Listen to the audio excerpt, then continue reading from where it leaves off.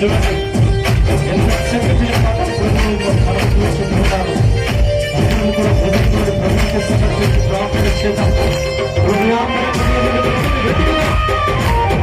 చక్కటి అవకాశాన్ని ప్రభుత్వం ఎంతో ప్రవక్త మాటల్లో ప్రభుత్వం ప్రభువు దొరికినప్పుడు ఆయన వెతకండి, ఆయన చెంత ఉన్నప్పుడు ఆయన ఆశ్రయించండి అంటున్నాడు.